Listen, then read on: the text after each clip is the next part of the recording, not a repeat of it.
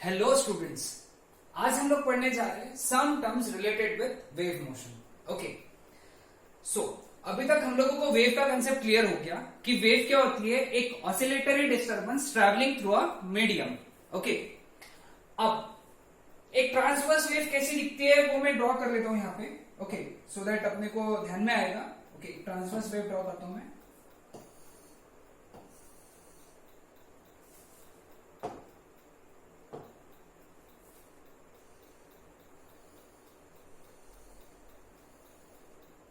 इस तरीके की एक ट्रांसवर्स वेव होती है।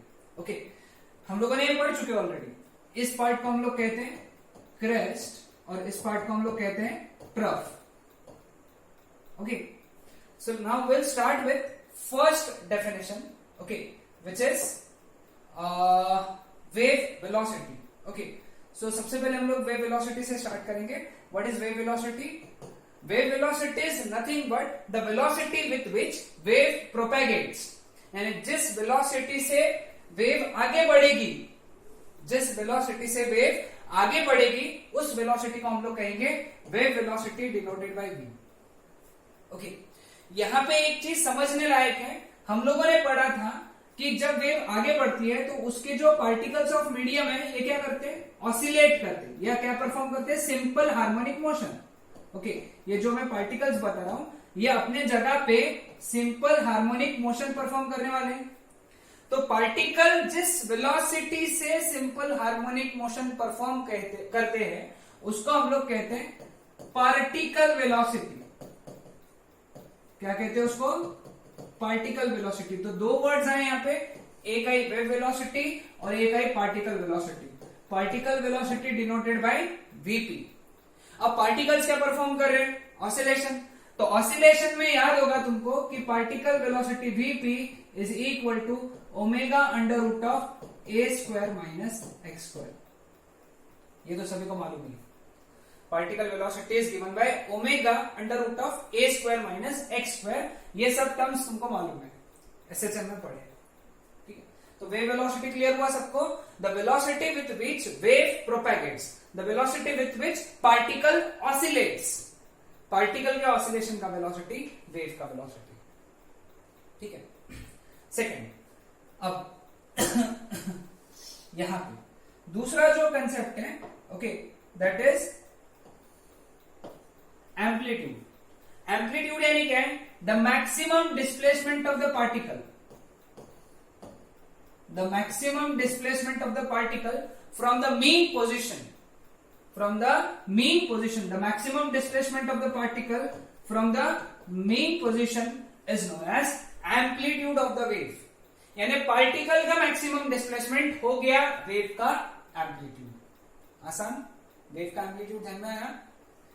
तीसरा, time period, the time required by the particle to complete one oscillation. समझ रहे हो? टाइम किसका देख रहे हैं हम लोग? पार्टिकल का, टू कंप्लीट वन ऑसिलेशन, वो हो गया time period of wave. Wave का टाइम पीरियड यानी पार्टिकल के ऑसिलेशन को कंप्लीट करने जितना समय लगेगा उतना ही क्या रहेगा, time period of wave. Okay, समझ में आया? यहां तक क्लियर हुआ? इन शॉर्ट, ये वेव यहां से लेके यहां तक कितने समय में पहुंचेंगे, the time required by the wave to reach from this point to this point is also known as time period of. चौथा, frequency of wave. Time period को हम लोग टी से डिनोट करेंगे, एम्पलीट्यूड को ए से डिनोट करेंगे, फ्रीक्वेंसी को कुछ बुक में न्यू से डिनोट करते, कुछ बुक में एन से डिनोट करते, कुछ बुक में एफ से भी डिनोट करते, तुम चाहो उससे डिनोट कर सकते हो। फ्रीक्वेंसी, फ्रीक्वेंसी यानी क्या रहेगा? The number of oscillations perform by the particle, the number of oscillations perform by the particle is known as frequency of wave. पहला डेफिनेशन। दूसरा definition, the number of waves passing through a point, the number of waves passing through a point in given time, in 1 second, in 1 second, sorry, in 1 second, यानी 1 second में इस point से wave कितनी सारी waves आगे गई उसको भी हम लोग क्या कहते हैं? Frequency of wave. समझ रहे हो? ये दूसरी डेफिनेशन है। दूसरी डेफिनेशन क्या है? The number of waves passing through a point in 1 second. यानी इमेजिन करो यहां से वेव्स आ रही हो, तुम गिन रहे हो, 1 सेकंड में 2 वेव गई। 2 वेव यानी एक वेव यानी क्या होता है? ये पूरा एक वेव होती है, ये दूसरी वेव चालू होगी। तो अगर समझ लो 1 सेकेंड में यहां से 1 2 वेव गई, तो इसकी फ्रीक्वेंसी होगी 2 हर्ट्ज। 2 हर्ट्ज, क्योंकि फ्रीक्वेंसी का एसआई यूनिट जो होता है ना, वो होता है हर्ट्ज। फ्रीक्वेंसी का formula that is reciprocal of time period, ये तो सभी को मालूम ही है, ठीक है, ध्यान में आया सबको। Coming on to next part which is wavelength. Okay, wavelength एक मैं जब पढ़ा रहा था, I was teaching one day and मैंने पूछा एक स्टूडेंट को, वेवलेंथ डिफाइन करो, the length of wave. The length of wave is known as wavelength. मैं बोला भाई साहब जोरदार है ना। सो अगेन इतना चोलर डेफिनेशन नहीं बोलना है हमको, वेवलेंथ यानी क्या है देखना है। द डिस्टेंस या एक मेरे स्टूडेंट के हिसाब से डेफिनेशन, एक वेव का लेंथ दैट इज वेवलेंथ। दूसरा डेफिनेशन बताता हूं, the distance between two successive crest. Okay, the distance between two successive crest that is also wavelength. The distance between two successive trough. Okay, imagine करो यहां पे trough है एक, okay, तो इसको भी हम लोग क्या कहते हैं, वेवलेंथ। समझ में? The distance between two successive crest और two successive trough is also known as wavelength, denoted by lambda. अब वेवलेंथ जो है ये तो डिस्टेंस है, तो इसका ऐसा यूनिट क्या रहेगा, मीटर। ऐसा यूनिट क्या रहेगा, मीटर। इमेजिन कर लो ना, यहां से ये भी वेवलेंथ ही है, ये भी वेवलेंथ ही है, कंफ्यूज नहीं करना, ये भी वेवलेंथ रहेगा। ओके, यानी यहां तक क्लियर। ओके, वेव नंबर ये नया चीज है। ओके, वेव नंबर को कुछ बुक्स में लैम्बडा बार से डिनोट करते, कुछ बुक्स में नहीं, ठीक है, लैम्बडा बार से डिनोट करो, simple lambda bar. Lambda bar is known as wave number. Wave number यानी क्या है, the number of waves in unit distance. Okay, the number of waves in 1 meter. The number of waves in 1 meter, 1 meter के distance में कितनी waves बैठ रही है, समझ रहे हो? 1 मीटर में कितनी वेव्स बैठेंगी, उसको इस वेव का क्या कहेंगे हम लोग, wave number. Okay, clear with this? समझ में आया?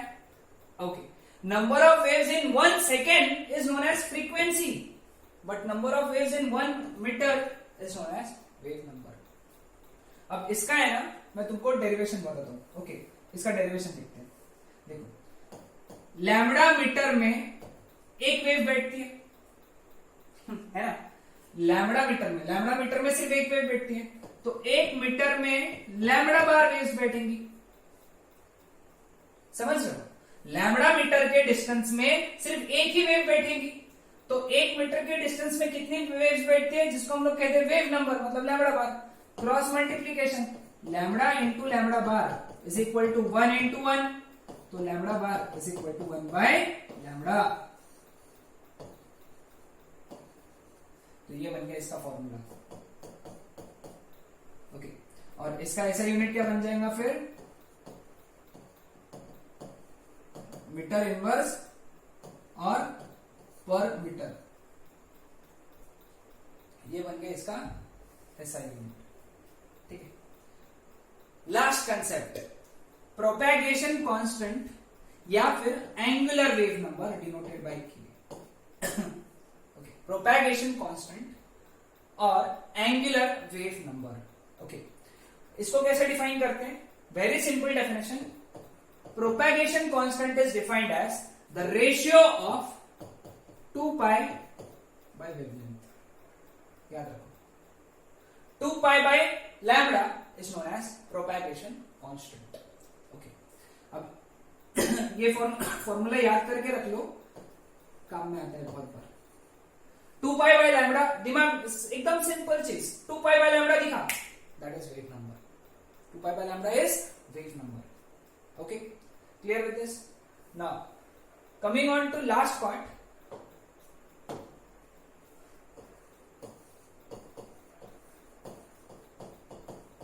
relation between wave velocity, wavelength frequency. Relation between wave velocity, wavelength and frequency. ठीक है, अब ये रिलेशन देखते हैं हम लोग. ओके ओके, ये कलर से है, कलर बहुत है हमारे पास में. Okay, so now wave is equal to velocity is equal to distance upon time. Velocity is equal to distance upon time. Okay.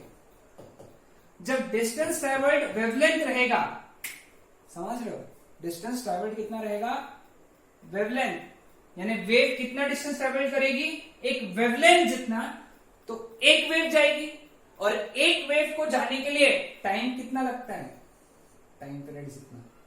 समझ रहे हो, डिस्टेंस ट्रेवल जब लैम्बडा रहेगा तो टाइम कितना लगेगा, टाइम पीरियड, क्योंकि एक लैम्बडा डिस्टेंस यानी एक वेव गई, एक वेव, और एक वेव को जाने के लिए समय कितना लगता है, T.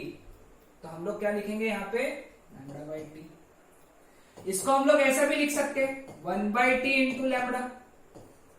Now what is 1 by t? 1 by t is frequency. तो v is equal to n lambda. Most important derivation. v is equal to n lambda. This is wave velocity. ध्यान में रखना, पार्टिकल वेलोसिटी नहीं है, wave velocity. मैंने पहले ही समझाया, particle velocity is omega under root of a square minus x square. Okay, and wave velocity is v. What is n? Frequency. Lambda is wavelength. So these were all the concepts related with, these were all the terms related with wave motion. That's it.